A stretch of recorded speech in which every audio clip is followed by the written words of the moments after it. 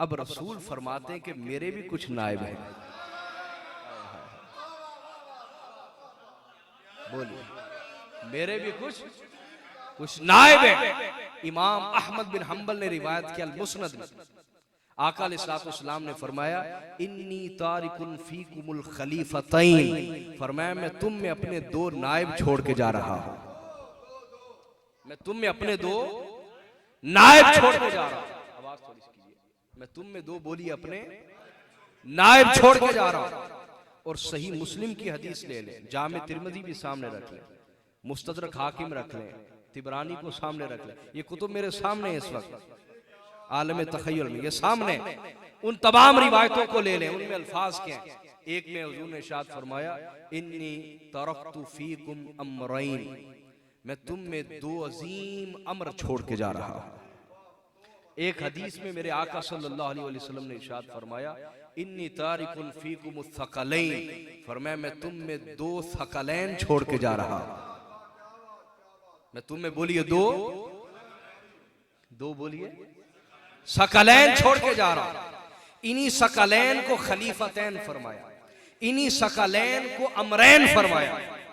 یعنی یہ جو ثقلین ہیں یہ حضور کے خلیفتین بھی ہیں، حضور کے دو نائب بھی ہیں، یا یوں کہیے یہ جو حضور کے دو نائب ہیں یہ ثقلین بھی ہیں. یہ بولیے اب وہ دو خلیفہ کون سے ہیں؟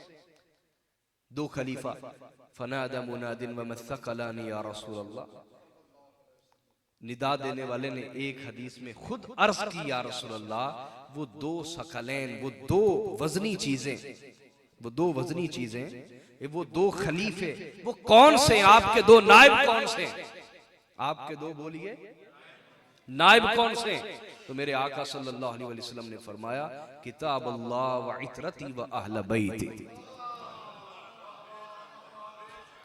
فرمایا وہ دو خلیفے، وہ دو نائب، وہ دو بڑی وزنی بھاری چیزیں جو میں چھوڑ کے جا رہا ہوں. فرمایا پہلی چیز اللہ کی کتاب ہے، دوسری میری عطرت اور اہل بیت ہے. دوسری میری عطرت اور اہل بیت ہے. کیوں بھی بات سمجھ آ رہی ہے نہیں آ رہی؟ دیکھیے بندہ دو طریقے سے کسی کو سنتا ہے، یا تو تنقید کی نظر سے سنتا ہے، اس وقت اگلا جتنی بھی قیمتی بات کہے تو بندہ کہتا ہے میں نے ایکسیپٹ نہیں کرنی، دروازہ بند کیا ہوتا ہے نا ایکسیپٹنس والا. اور اگر بندہ بالکل نیوٹرلزم کے ساتھ سنے کہ اگر صحیح بات ہوگی تو میں قبول کروں گا، صحیح نہیں ہوگی تو قبول نہیں کروں گا، اگر اس زاویے کے ساتھ خالی ذہن ہو کے سنے گا تو انشاءاللہ اہل بیت کی محبت کا حصہ وافر لے کے یہاں سے جائے گا انشاءاللہ. توجہ ہے آپ کی بولیے. تو اللہ نے اپنے نائب کے بارے فرمایا کہ جس نے اس کی اطاعت کر لی اس نے میری اطاعت کر لی. اور رسول فرما رہے ہیں کہ میرے بھی دو نائب، میرے بھی دو. وہ پہلا نائب کون سا ہے؟ فرمایا اللہ کی کتاب، اور دوسری فرمایا میری عطرت، میری اولاد اور میری اہل بیت. میری اولاد اور میری یہ دو چھوڑ کے جا رہا ہوں، یہ جو بولیے چھوڑ کے جا رہا ہوں. اور آقا علیہ السلام نے ارشاد فرمایا سبحان اللہ ان کو ثقلین فرمایا. کیا فرمایا؟ یہ سکل سے، سکل کہتے ہیں وزنی چیز. کس کو کہتے ہیں؟ وزنی چیز. قرآن اور اہل بیت وزنی ہے. کس اعتبار سے؟ بھئی ہمارے محاورے میں بھی استعمال ہوتا ہے فلاں بندے دا بڑا پار ہے. کیا مطلب ہوتا ہے؟ اس کا ایک مقام ہے، اس کی ایک عزت ہے، اس کی ایک وجاہت ہے معاشرے میں، خاندان میں. جب کوئی بالکل عزت والا نہیں ہوتا یا اس کا کوئی وزن نہیں ہوتا کسی پرے پنچایت میں یا کسی خاندان میں، تو کوئی بندہ نہیں کہتا کہ فلاں بندے دا بڑا پار ہے، بڑا وزن ہے، بڑا بھار ہے. کوئی کہتا ہے ایسے؟ کب کہتا ہے؟ جب وہ کسی خاندان میں، علاقے میں شان والا ہو، عظمت والا ہو. تو میرے آقا نے فرمایا قرآن اور اہل بیت ثقلین ہیں، وزنی ہیں، وزنی ہیں، بھار والی چیزیں. یا رسول اللہ کس اعتبار سے؟ کہا شان کے اعتبار سے، عظمت کے اعتبار سے، مقام کے اعتبار سے. یہ دلالت النص ہے، یہ اشارت النص ہے اس کے اندر. تو فرمایا عظمت کے اعتبار سے، شان کے اعتبار سے یہ بہت وزنی چیزیں ہیں قرآن اور اہل بیت. قرآن اور تمہیں اس کا اگر بھار نہیں، قرآن کا تمہیں اہل بیت کا بھار نہیں تو اس میں تمہارا قصور نہیں ہے. اس میں تمہارا قصور؟ اور اے بھائی کسی خاندانی بندے کا بھی بھار خاندانی کو ہوتا ہے.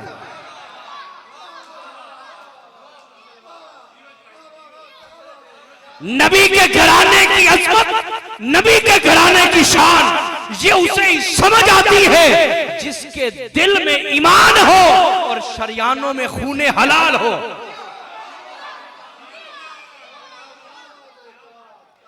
ورنہ ایک کافر کے لیے قرآن کا کیا بھار ہے؟ کافر کے لیے قرآن کا کیا بھار ہے؟ کافر قرآن کا کیا احترام کرتا ہے؟ جس طرح کافر کے لیے قرآن کا بھار نہیں، اس طرح منافق کے لیے اہل بیت کا بھار نہیں. جس طرح مومن کو قرآن کا بھار ہے، عظمت ہے، عزت اور فضیلت کا پورا خیال ہے، اسی طرح جس کے دل میں ایمان ہے اسے اہل بیت کی بھی عزت کا پورا خیال ہے. تو فرمایا یہ ثقلین، یہ کیا ہے؟ بولیے نا یار، ابھی شروع میں تھک گئے ہیں. سلامت رہے، ابھی تو ابتدا ہوئی ہے. تو فرمایا یہ ثقلین ہے، یہ کیا ہے؟ قرآن اور اہل بیت. یہ وزنی، اور وزنی اس اعتبار سے کہ عظمت والی. یہ کیا ہے؟ بولیے یہ کیا ہے؟ اب دیکھیے، ہلکی جو چیز، میں نے ایک نقطہ بیان کر دیا، دوسرا سمجھیے. یہ میں پھر کہہ رہا ہوں، یہ نقطے چوری کے نہیں، یہ چوری کے نقطے نہیں. دوسرا نقطہ سمجھیے، وہ یہ کہ جو ہلکی چیز ہوتی ہے نا وہ بے ثبات ہوتی ہے، اس کو قرار نہیں ہوتا، وہ بے قرار ہوتی. ادھر سے اڑی ادھر گئی، ادھر سے اڑی ادھر گئی. ایسا ہی ہے نا؟ اس کو یوں سمجھیے، حضرت جنید بغدادی رحمت اللہ علیہ کی بارگاہ میں سما ہوتا تھا. تو سما سنت ہے، یہ موجودہ سما نہیں ہے جو آج کل کلچر بن گیا. تو سما سنتے تھے حضرت جنید بغدادی. تو ان کی بارگاہ میں بڑے بڑے مشائخ علماء ہوتے تھے، ان پر وجد کی کیفیت آ جاتی تھی، وجد کی. تو حضرت جنید بغدادی زیادہ زیادہ بیٹھے بیٹھے نا ایسے جھومتے تھے اور آنسو جاری ہو جاتے تھے. کبھی آپ وجد میں نہیں آئے. حضرت جنید بغدادی کبھی وجد میں؟ قلعہ والوں سننے کے لیے تیار ہیں؟ سلامت رہے. سب کو وجد آ جاتا، لیکن حضرت جنید بغدادی کو کبھی وجد، بس زیادہ جھومتے اور آنسو جاری ہو جاتے. تو ایک دن کسی قریبی نے پوچھا، حضور ہر ایک پہ وجد آتا ہے، آپ پہ کیوں نہیں آتا؟ ہر ایک پہ وجد آتا ہے، آپ پر؟ فرمایا ہواؤں میں بادل اڑتے ہیں، پہاڑ نہیں اڑتے. ہواؤں سے بادل اڑتے ہیں، پہاڑ اپنی جگہ قائم رہتے ہیں. فرمایا یہ ثقلین ہے، جو ہلکی چیزیں ہوتی ہیں، ادھر کی ہوائی ادھر اڑ کے چلے گئے، ادھر سے ہوائی ادھر اڑ کے چلے گئے، لیکن جو وزنی چیزیں ہوتی وہ اپنی جگہ برقرار رہتی ہیں. قرآن اور اہل بیت بڑے بڑے فتنے اٹھے جنہوں نے قرآن کو اور اس کی عظمت کو گھٹانے کی کوشش کی، اور بڑے بڑے فتنے اٹھے جنہوں نے اہل بیت کی شان، عظمت، ان کے نظریات کو کمزور کرنے کی کوشش کی، لیکن دونوں ناکام ہو گئے. وجہ کیا؟ حضور نے فرمایا یہ ثقلین ہیں. یہ ہلکی چیزیں تھوڑے، یہ ہلکی چیزیں تھوڑے، ادھر کی ہوا چلتی ادھر ہو جاتے، ادھر سے چلتی ادھر ہو جاتے. نہ ہوائیں چلنے سے بادل اڑتے پھرتے، پہاڑ اپنی جگہ قائم رہتے. تو قرآن اور اہل بیت پہاڑوں کی مثل. کن کی مثل ہے؟ بولیے پہاڑوں کی مثل. تیسرا نقطہ سنیے، میں کوئی کہانی نہیں آپ کو سنا رہا، حدیث کی شرح کر رہا. یا میں قرآن پہ بات کروں گا یا حدیث پہ بات کروں گا انشاءاللہ. یہی ہم نے سیکھا ہے، یہی ہمارا منہج ہے. اور میں نے شروع میں آپ کو عرض کر دیا، کروں گا سب اس لیے کہ اللہ راضی ہو جائے، اور میرا رب رسول اللہ کو ہماری طرف سے خوش فرمائے، سیدہ کائنات سیدہ فاطمہ الزہرا کو ہماری طرف سے خوش فرمائے. ہمارا رب حسنین کریمین اور حضرت مولا علی المرتضیٰ کو ہماری طرف سے خوش فرمائے. یہ بارگاہیں ہم پہ راضی ہوں، ان کی بارگاہ سے دعا نگاہ نصیب ہوتی رہے. بھئی یہ ہے، نہ میں کسی جماعت کی آپ کو دعوت دوں گا، نہ میں کسی گروہ کی آپ کو دعوت دوں گا، نہ کسی مسلک کی دعوت دوں گا. مسلک صرف اور صرف یہی بیان کروں گا کہ ہم لوٹ آئیں اللہ اور اس کے رسول کی طرف. اللہ کا جو نائب ہے اس کو اس کا حق دیں، اور جو رسول کا نائب ہے اس کو اس کا حق دیں. بس میری یہ دعوت ہوگی. کسی مدرسے کسی فرقے کی دعوت نہیں دوں گا.